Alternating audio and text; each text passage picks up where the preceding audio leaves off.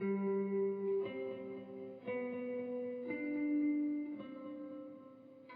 global economy isn't exactly in the perfect shape right now, and with the average index fund down as much as 12% year to date, it understandably might not feel like a great time to be an investor, or especially even begin investing right now. But in times like this, we have to look at the broader market and see where there might potentially be any opportunities. Although you may see lots of red days in the market, it's worth realising the opportunity there is and to take advantage of these dramatic dips in the market. Obviously, it's important to understand why we have these dips and the effect it has not just on our own money, but from a humanitarian standpoint as well. Thousands of people are suffering, and especially at the moment due to geopolitical issues as of the beginning of March 2022, there are loads of people living in fear of what might happen and the uncertainty. So not only should you take this into account when you make a move, but just take a minute to realise your position versus loads of innocent people that are suffering, which may potentially make you decide where to invest your money, maybe into something that can actually make a change for some people. And speaking of making a change, we're not just trying to save ourselves here. A good investment doesn't just benefit the investor, but obviously the company you choose to give your money to. So with a good amount of research and fundamental analysis, you can make the right call and pick the best funds or stocks to help you and others.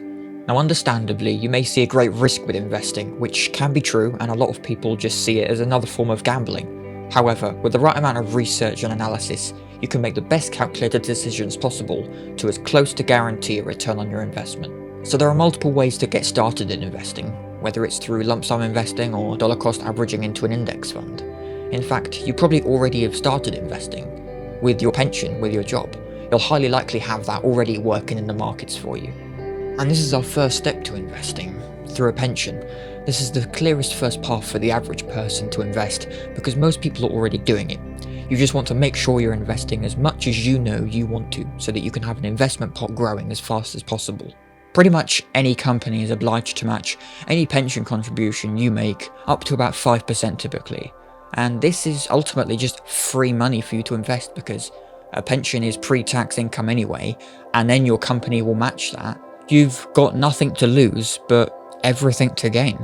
And although this varies, pensions do allow you to contribute more than just 5% yourself. You can contribute anywhere up to 10-20% if you want, so although your company might not match your maximum contribution, they will still at least match up to 5% of it. As much as you can will allow you to invest as many pre-tax dollars as you can. Now once you have a pension pot growing every month tax-free, you can decide how much you want to invest of your after-tax income. The safest and most popular approach is to pick a bunch of index funds or ETFs and invest anywhere from 5 to 20% of your income into that portfolio. Now obviously it's up to you whether you want to invest an extra $10 a month or $100, or more maybe, but a great thing to realise is that every dollar you invest now is about $2,000 after 30 years in the market. This can be a crazy thing to comprehend and to take into account when you are spending. And I know one-off purchase you make won't affect your portfolio balance in 30 years time, but taking into account monthly expenses that you may not even necessarily want, let alone ones you don't need, have an effect on that $1 becoming $2,000. If you have just one subscription that you maybe don't necessarily even want, let alone, like I said, need, that could be thousands of dollars for you in 30 years time. So once you've decided how much you safely want to invest, and be aware that you might want to adjust how much you invest every month as you increase your wage, which typically also occurs as an effect of adjusting for inflation too. But once you've got this far, we want to find out where we want to invest our money. So we're presented with a few options, and depending on how deep you want to get into investing, you can decide how and where you invest. The first option is index funds or ETFs. These are the most widely used forms of investing because they're used by active and passive investors. Active meaning full-time investors, whether it's through their actual job or it's just their main source of income, and passive investors being everyone else, whether they're just investing as cash on the side or they have a pension. Some of the best funds to choose from are the S&P 500, Dow Jones, the Nasdaq, the Russell 2000, just to name a few. These are funds that are highly diversified and are a great way to spread your investment across the broader market, so to have your eggs in as many baskets as possible across as many sectors, just all in one bigger set of baskets. But of course, you might want to dig a little deeper and build a portfolio faster than the average pension investor. This is where your tolerance for risk comes in. Maybe instead of investing into a massive ETF, you pick a sector of the market and diversify that way into different companies. For instance, you could pick an energy fund that contains oil and gas companies, or maybe into the financial sector and invest in companies like Bank of America, Visa, MasterCard, and various other banks and insurance firms. Maybe you want to put a lot of time into investing and look at specific companies. This can be great for people who want to get into stock picking. With this investment method, you have a much higher potential return on investment.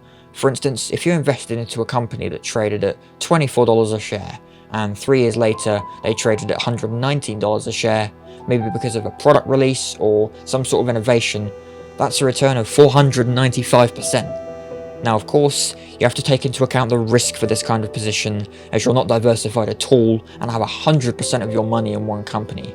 But you'd of course reap the rewards of this investment if it goes well, but on the other hand regret your decision if it drops. So what could be the best way to get a significant return whilst still being diversified enough so that you don't feel the pain if a couple of companies don't do as well? Ultimately, if you want to go down the route of stock picking, you can gain access to crazy potential returns, but also with a good amount of research and fundamental analysis, you can diversify your portfolio across as many as you feel safe enough to spread across your portfolio. According to Investopedia, while there is no consensus answer, there is a reasonable range for the ideal number of stocks to hold in your portfolio. For investors in the US, the number is about 20 to 30 stocks. So I hope you found this helpful, and if you want more investment advice, be sure to check out the videos linked below. I also recommend you check out Millennial Money, who are a group of people who talk about the market, talk about the latest news regarding the market, and also give great advice and have amazing info on their personal channels. I really hope this helps, and thank you for watching.